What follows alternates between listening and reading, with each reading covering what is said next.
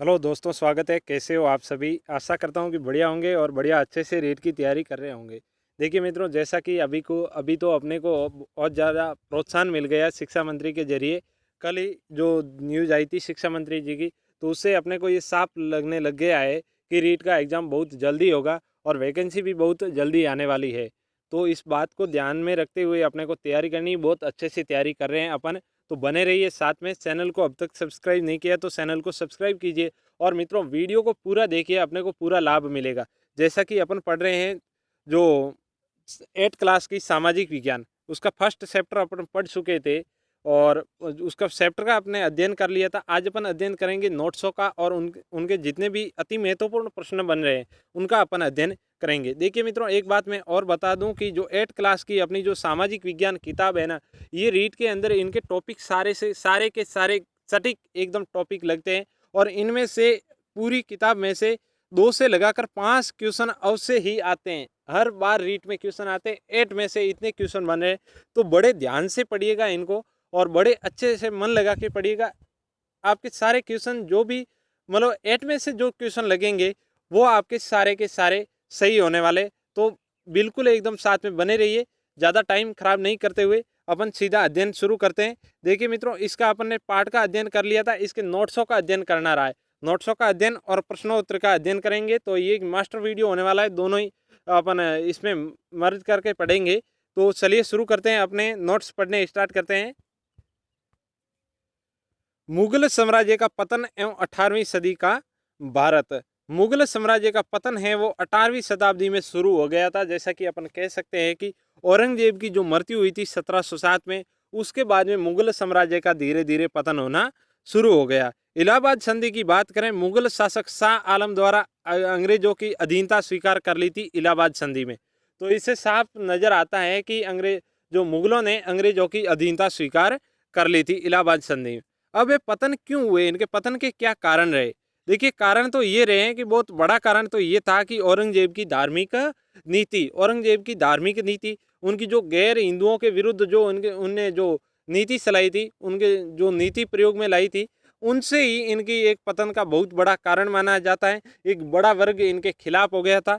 और मुगल शासकों की अयोग्यता, जैसा कि अपन औरंगजेब एक बहुत बड़ा शक्तिशाली शासक के रूप में अपन मानते हैं, लेकिन औरंगजेब के बाद में जितने भी मुगलों के जो जो शासक बने वो भोग विलासी और एकदम अयोग्य साबित हुए। तो ये भी एक जो पतन का कारण माना जाता है बड़ा।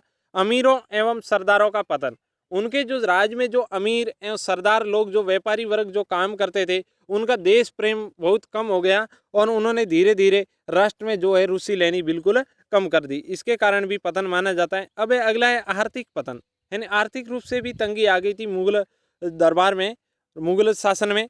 शाह अहमद शाह अब्दाली और नादिर शाह की लूट, अहमद शाह अब्दाली और नादिर शाह जैसे आक्रमणकारियों ने मुगल जो सत्ता को बहुत हानि पहुंचाई, जिससे भी इनकी जो आर्थिक तंगी आ गई थी। तख्ते ताउस जो मुगलों का मयूर सिंहासन था, ये नादिर शाह लूट के ले गया था। दरबार में भूखमरी आई थी 1755 में। एक बार ऐसी भूखमरी आई थी कि मुगल दरबार में खाने के लिए अनाज भी नहीं था। देखिए, तो ये एक बहुत बड़ी आर्थिक तंगी के कारण मुगल साम्राज्य का पतन हुआ। अगला कारण है उत्तराधिकारी नियमों का अभाव। मुगलों के जितने भी उत्तराधिकारी होते थे उनके लिए कोई खास नियम नहीं होता था, जैसे कि ज्येष्ठ पुत्र शासक बने, ऐसा कोई नियम नहीं था। उनके जो तलवार के बल पर शासन बनते थे, जिससे बहुत ज़्यादा जन और धन की हानि होती थी। तो ये भी एक पतन का अभाव माना जाता है।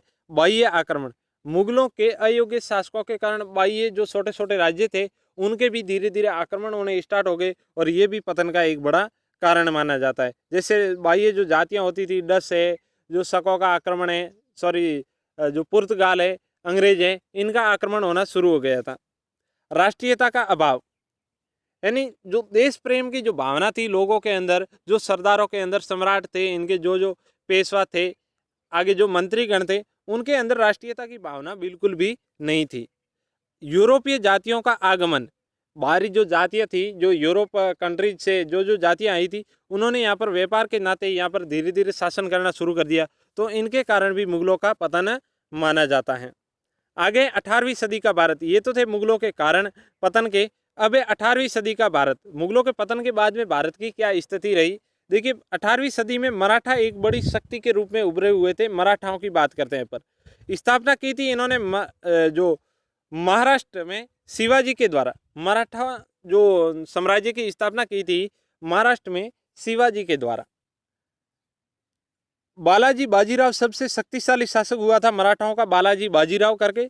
और 1752 में मुगल सम्राट मराठाओं के अधीन आ गए थे। 1752 में मुगलों ने भी मराठाओं की अधीनता स्वीकार कर ली थी और मराठा एक बहुत बड़ी शक्ति के रूप में उभर गए थे।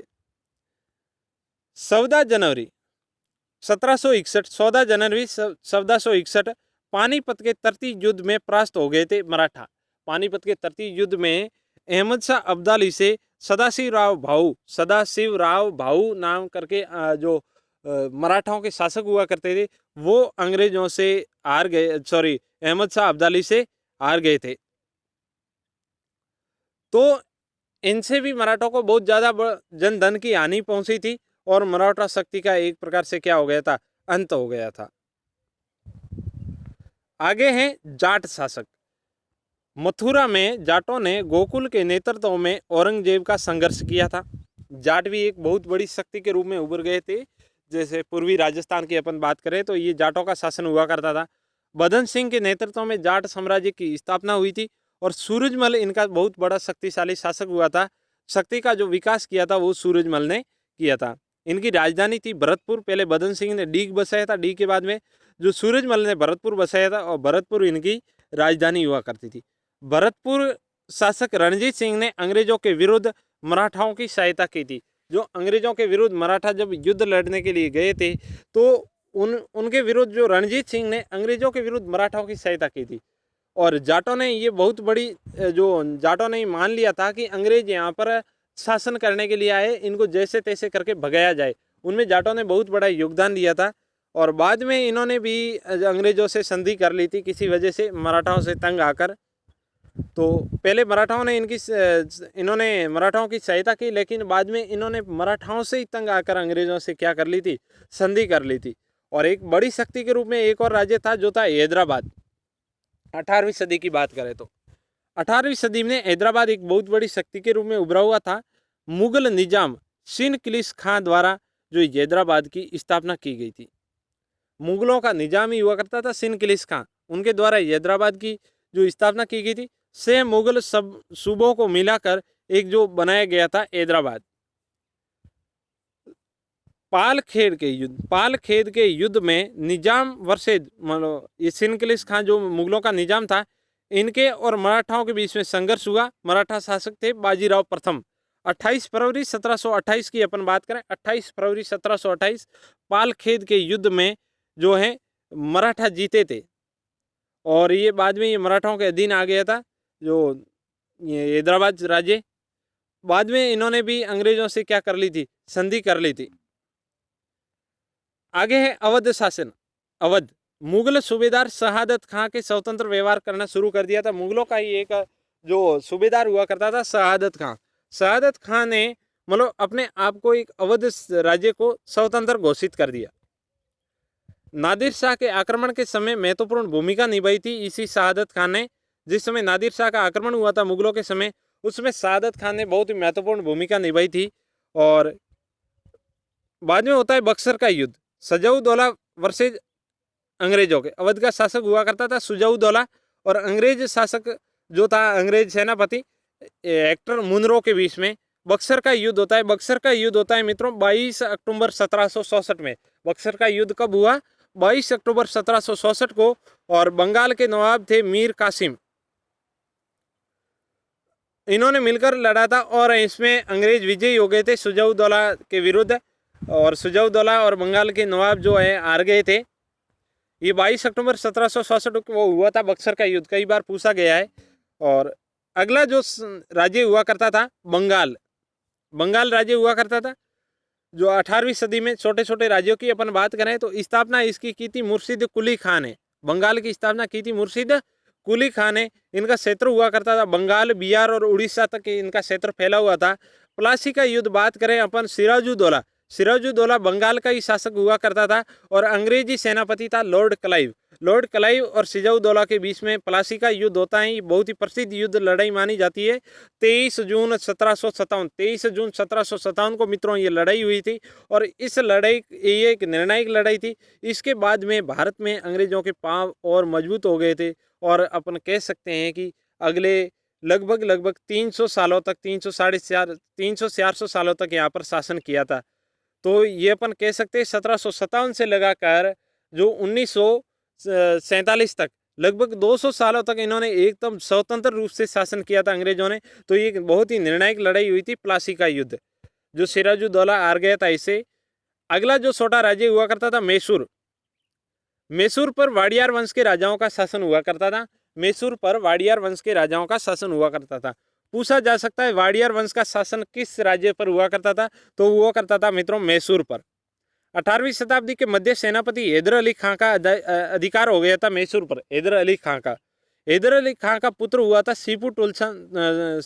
टीपू सुल्तान ने अंग्रेजों से क्या किया था, संघर्ष किया काफी समय तक और बाद में मैसूर पर भी किनका अधिकार हो गया था, अंग्रेजों का अधिकार हो गया था। अंग्रेजों ने मैसूर को भी हड़प लिया था। तो टीपू सुल्तान का जो संबंध था वो था मैसूर से और टीपू सुल्तान के जो पिता का नाम था वो थे हैदर अली खान। ये तो थे छोटे छोटे राज्य 18वीं सदी। अब बात करें 18वीं शताब्दी में राजस्थान के जो राजपूत छोटे राज्य हुआ करते थे, राजपूत राज्य, उनकी बात करते हैं। तो 18वीं सदी की बात करें तो राजस्थान में सबसे पहले राज्य की बात आती है जयपुर। आमेर जयपुर एक बड़ा राज्य हुआ करता था उस समय। 18वीं सदी में यहाँ पर शासन करते थे स्वाई जयसिंह। बूंदी के राजाओं में उत्तराधिकारी युद्ध में स्वाई जयसिंह ने यहाँ पर हस्तक्षेप किया था।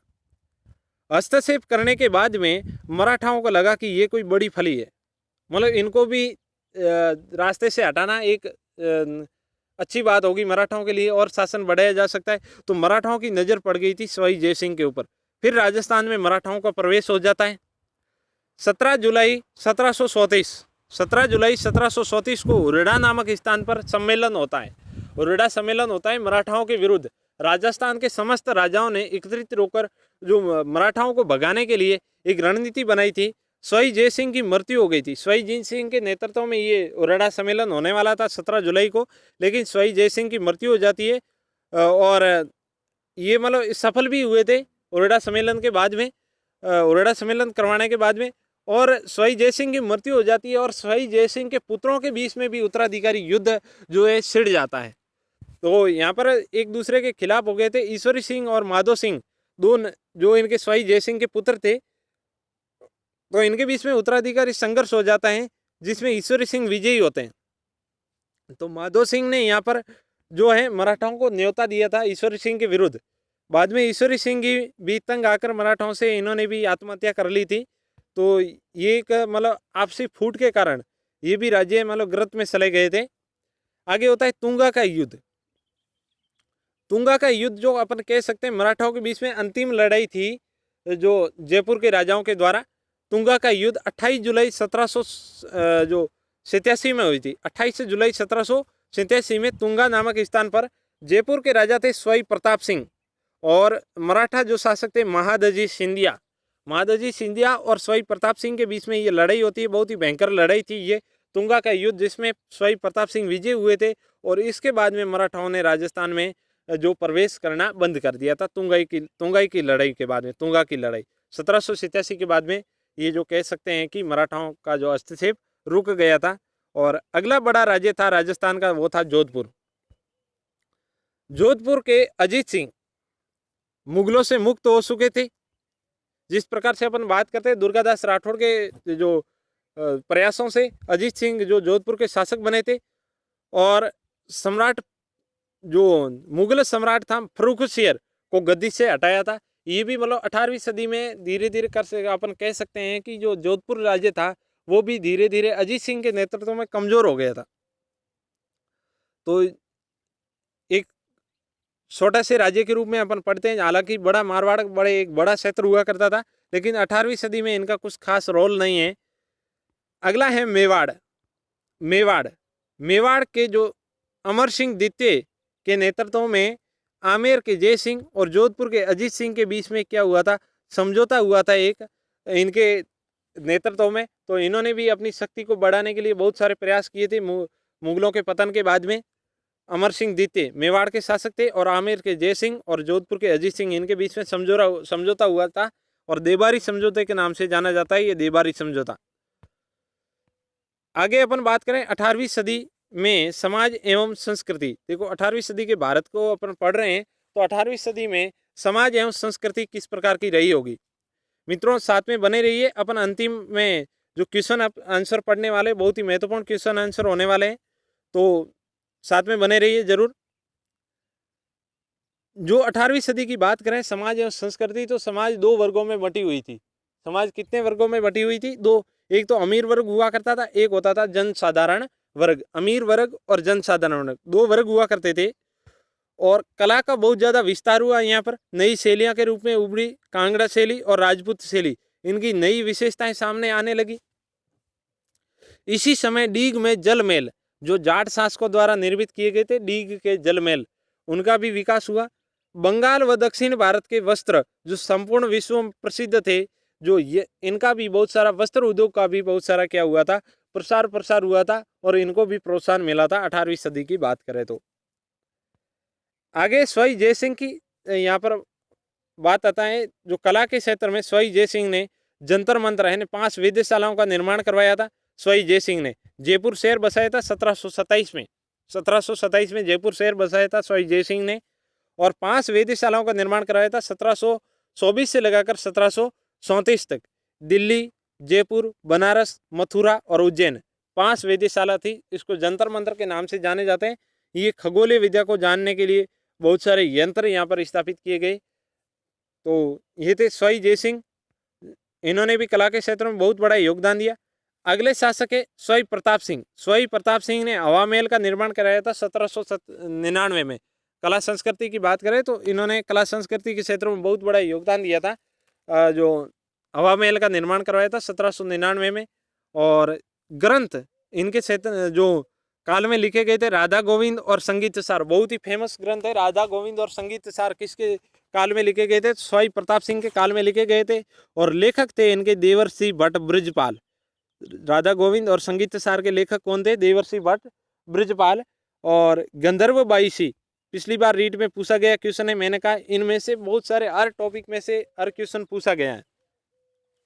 गंधर्व बाईसी पिछली बार ही रीट में पूछा गया है कि किसके दरबार में ये हुआ करती थी, जो 22-22 की जोड़ी हुआ करती थी, तो ये स्वाई प्रताप सिंह के दरबार में हुआ करती थी। अगला एक ग्रंथ है जो पंजाबी में लिखा गया है, पंजाबी भाषा में, हीर रांझा। 18वीं सदी का बहुत ही फेमस ग्रंथ है, प्रेम कथा है एक। लिखने वाले थे वारिस शाह। वारिस शाह पंजाब के थे, वारिस शाह इनके द्वारा लिखा गया है, एक पंजाबी कवि थे। और हीर रांझा बहुत ही प्रसिद्ध हुआ था इनके काल में। तो ये थे कुछ इनके नोट्स इन पार्ट के। अभी अपन पढ़ेंगे इनके प्रश्नोत्तर। तो चलिए प्रश्नोत्तर पढ़ते हैं। जो है पहला प्रश्न रहेगा अपना, मुगल सम्राट औरंगजेब की मृत्यु कब हुई थी? मुगल सम्राट औरंगजेब की मृत्यु कब हुई थी? तो 1707 में हुई थी मुगल सम्राट औरंगजेब की मृत्यु। अगला क्वेश्चन है मित्रों, निम्नलिखित कथनों को ध्यानपूर्वक पढ़ते हुए उन पर विचार करें। पहला कथन है, औरंगजेब की हिंदू, सिख, शिया, मुसलमानों आदि के प्रति अनुदार नीति थी। औरंगजेब की मृत्यु के पश्चात शासक अयोग्य साबित हुए। उपरोक्त कथनों में से उनका चयन करें जो असत्य नहीं है, अर्थात जो सत्य कथन है उनका चयन करना है। तो देखिए सत्य कथन कौन सा है, असत्य नहीं है, सत्य कथन। देखिए तो सत्य कथन इनमें है केवल 2। जो औरंगजेब था, औरंगजेब की सिख, शिया, मुसलमानों आदि के प्रति अनुदार की नीति नहीं, अनुदार की नीति थी। ये क्या बात सत्य है? बिल्कुल ये बात सत्य है कि औरंगजेब ने हिंदू, सिख और शिया मुसलमानों के प्रति अनुदार की नीति अपनाई और औरंगजेब की मृत्यु के पश्चात अयोग्य शासक साबित हुए। तो इसका सी ऑप्शन सही हो जाएगा, बी नहीं सी ऑप्शन सही हो जाएगा। 1 और 2 केवल दोनों ही सत्य हैं। अगला क्वेश्चन है, निम्नलिखित कथनों को सावधानीपूर्वक पढ़ते हुए उन सही कथन का चयन करें। सही कथन का चयन करना है अपने को। अंग्रेजों को दस्तक प्रणाली की सुविधा मुगल बादशाह फर्रुख सियर के द्वारा की गई। ईस्ट इंडिया कंपनी के कर्मचारियों ने अनुचित ढंग से इनका उपयोग शुरू किया और मुगल साम्राज्य को पतन की ओर धकेल दिया। उपरोक्त कथनों में से सत्य कथन का चयन करना है। सत्य कथन कौन से? तो दोनों कथन सही है, क्योंकि फर्रुखसियर ने जो है दस्तक प्रणाली से जो अंग्रेजों को एक सुविधा प्रदान की थी। अगला क्वेश्चन है, मराठा साम्राज्य की स्थापना किसके द्वारा की गई थी? मराठा साम्राज्य की स्थापना किसके द्वारा की गई थी? तो मराठा साम्राज्य की स्थापना की गई थी मित्रों शिवाजी के द्वारा। किसके द्वारा की गई थी? शिवाजी के द्वारा, ठीक है ना। इसका बी ऑप्शन राइट हो जाएगा। चलिए अगले क्वेश्चन की ओर। अगला क्वेश्चन है, औरंगजेब की नीतियों के विरुद्ध, औरंगजेब की नीतियों के विरुद्ध किस जाट नेता के द्वारा औरंगजेब के खिलाफ सर्वप्रथम विरोध शुरू किया था? किस जाट नेता ने औरंगजेब के विरुद्ध सर्वप्रथम विद्रोह शुरू किया था, विरोध शुरू किया था? तो वो जाट नेता थे मित्रों कौन से? गोकुल ने सर्वप्रथम औरंगजेब के विरुद्ध जो विद्रोह शुरू किया था, विरोध शुरू किया था, जाट नेता। अगला क्वेश्चन है, यशवंत राय होलकर जो कि मराठा सरदार था, उसे अंग्रेजों के विरुद्ध भरतपुर के किस शासक ने सहायता प्रदान की थी? अभी अपन ने पढ़ा था कि औरंगजेब जो भरतपुर के शासकों को, जो मराठा सरदार था उसे, और अंग्रेजों के विरुद्ध भरतपुर के शासक ने सहायता प्रदान की थी मराठा को। तो वो कौन से शासक थे मित्रों? मराठा शासक थे रणजीत सिंह। किसने? रणजीत सिंह ने मराठाओं को सहायता प्रदान की थी। जाट शासक थे। मुगल सत्ता से स्वतंत्र होकर 18वीं शताब्दी के पूर्वार्ध में मुगलों के किस मनसबदार ने दक्षिण के 6 मुगल सूबों को मिलाकर हैदराबाद नाम से स्वतंत्र राज्य की स्थापना की? तो वो कौन से जो मुगल सूबों को मिलाकर स्वतंत्र किया था? तो कौन सा मुगल मनसबदार था? तो मित्रों ये था, आपको पता है, ये जस्ट अभी पढ़ा है। मुगल मनसबदार था सिंध किलिस खान ने जो हैदराबाद की स्थापना की थी। अगला क्वेश्चन है, निम्नलिखित कथनों में से जो निम्नलिखित में से सही तथ्यों का मिलान करना है, सही तथ्यों का मिलान करना है। तो देखिए, अवध, अवध का कौन शासक था? अवध की स्थापना किसने की थी? मुर्शिद कुली खान ने। बंगाल की स्थापना की थी मैसूर, हैदराबाद की तो अभी अपन ने पढ़ा सिंध किलिस खान ने की थी। इसका सही ऑप्शन कौन सा हो जाएगा? सही ऑप्शन देखिए, अपन देखते हैं, देखिए, अवध शहादत खां, बंगाल मुर्शिद कुली खां, मैसूर हैदर अली खां, हैदराबाद सिंध किलिस खां। हैदराबाद की अभी अपन ने पढ़ा सिंध किलिस खां, और यहाँ से अपने को हिंट मिल सकता है। और अवध की स्थापना की थी शहादत खान ने। तो इसका ऑप्शन सही हो जाएगा ABCD, ए ऑप्शन इसका राइट हो जाएगा, ए ऑप्शन इसका सही है। चलिए अगले क्वेश्चन की ओर। अगला क्वेश्चन है, उरेडा नामक का स्थान राजस्थान के किस जिले में? उरेडा स्थान है वो राजस्थान के किस जिले में? तो मित्रों, उरेडा नामक जो स्थान है वो राजस्थान के भीलवाड़ा में स्थित है। कहाँ पर है? राजस्थान के भीलवाड़ा में। चलिए अगले क्वेश्चन की ओर। अगला क्वेश्चन है, तुंगा के युद्ध में जयपुर के किस शासक ने मराठाओं को पराजित किया था? तुंगा के युद्ध में, जो अभी अपन ने जस्ट अभी पढ़ा था, तुंगा के युद्ध में किसने पराजित किया था? प्रताप सिंह ने, स्वाई प्रताप सिंह ने। इसके बाद में मराठाओं ने हस्तक्षेप करना बंद कर दिया था। अगला क्वेश्चन है, बूंदी के उत्तराधिकारी में हस्तक्षेप के कारण मराठाओं का राजस्थान में प्रवेश होता है। ये हस्तक्षेप करना राजस्थान का कौन सा शासक था? जो हस्तक्षेप करने वाला राजस्थान का कौन सा शासक हुआ करता था? तो मित्रों ये थे स्वाई जय सिंह, जयपुर के शासक थे। उन्होंने हस्तक्षेप किया था बूंदी के उत्तराधिकारी युद्ध में। उनके बाद में मराठाओं का राजस्थान में प्रवेश होता है। ओरडा सम्मेलन कब होता है? ओरडा सम्मेलन कब होता है? तो ओरडा सम्मेलन अभी अपन ने जस्ट पढ़ा था, ओरडा सम्मेलन कब हुआ था? और 17 जुलाई 1734, 17 जुलाई 1734। देखो इसमें 7 का ही है सारा, 17 17 दूनी 34, 7 17 7 1734। और अगला क्वेश्चन है, देबारी समझौता जो कि 1708 में होता है, राजपूताना के 3 शासकों के मध्य हुआ। जयपुर के स्वाई जय सिंह, जोधपुर के अजय सिंह, और मेवाड़ के कौन से शासक थे जिनके मध्य ये समझौता हुआ था? तो मित्रों जस्ट अभी पढ़ा था, मेवाड़ के शासक थे अमर सिंह द्वितीय, अमर सिंह द्वितीय के मध्य ये समझौता हुआ था।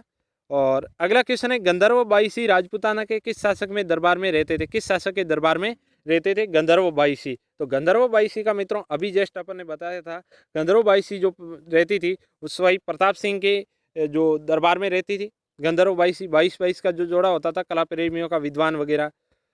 अगला है, राधा गोविंद और संगीत सार ग्रंथ की रचना किस शासक के समय हुई? राधा गोविंद और संगीत सार ग्रंथ की रचना किस शासक के काल में हुई थी? तो मित्रों यही शासक वही थे, स्वाई प्रताप सिंह। कौन थे? स्वाई प्रताप सिंह के काल में हुई थी जो इनकी राधा गोविंद और संगीत सार ग्रंथों की। अभी अपन ने पढ़ा था जो देवर्षि भट्ट ब्रजपाल के द्वारा इनकी जो रचना की गई थी। अगला क्वेश्चन है, मराठाओं के द्वारा सोथ और सरदेशमुखी नामक कर वसूल किए जाते थे। इनमें से सौत कर कौन सा होता था? सौत कर का मतलब क्या होता था? तो सौत कर का मतलब मित्रों होता था मराठाओं के द्वारा अन्य शासकों से जो कर वसूल किया जाता था सुरक्षा के लेकर, तो उनको सौत कर कहा जाता था। अन्य शासकों सुरक्षा से लेकर जो कर वसूल किया जाता था उसको सौत कर कहा जाता था। और अगला क्वेश्चन है, मराठाओं के द्वारा सौत और सरदेशमुखी कर वसूल किए जाते थे, इनमें सरदेशमुखी कर कौन सा होता था? तो मित्रों सौत कर तो सुरक्षा को लेकर किया जाता था, वसूला जाता। तो सरदेशमुखी कर कौन सा होता था? तो मराठा क्षेत्र के शासकों के द्वारा लिया जाने वाला जो कर होता था, मराठा के क्षेत्र में जो जो शासक होते थे उनसे जो कर लिया जाता था उसको कहा जाता सरदेशमुखी, यानी जिसके देश में निवास कर रहे हैं उससे मतलब कर वसूल किया जाना। ये एक ट्रिक है जिसे अपन याद कर सकते हैं। सरदेशमुखी, मराठाओं के जो शासकों से लिया जाने वाला कर सरदेशमुखी और सुरक्षा को लेकर दिया जाने वाला कर सौत कर कहला जाता। अगला और अंतिम क्वेश्चन है आज का, पानीपत का तीसरा युद्ध अहमद शाह अब्दाली और मराठाओं के मध्य कब होता है? पानीपत का तीसरा युद्ध है जो कब होता है? तो अभी अपन ने पढ़ा था 14 जनवरी 1761 को जो पानीपत का तीसरा युद्ध होता है अहमद शाह अब्दाली और मराठाओं के बीच में। अहमद शाह अब्दाली और मराठाओं के बीच में ये युद्ध होता है। और आज के वीडियो मित्रों इतना ही। बने रहिए हमारे साथ, मिलते हैं एक अगले टॉपिक के साथ में। जब तक के लिए जय हिंद जय भारत। वीडियो को दोस्तों के साथ शेयर कीजिए और पसंद आया है तो लाइक कीजिए और कमेंट जरूर कीजिएगा मित्रों।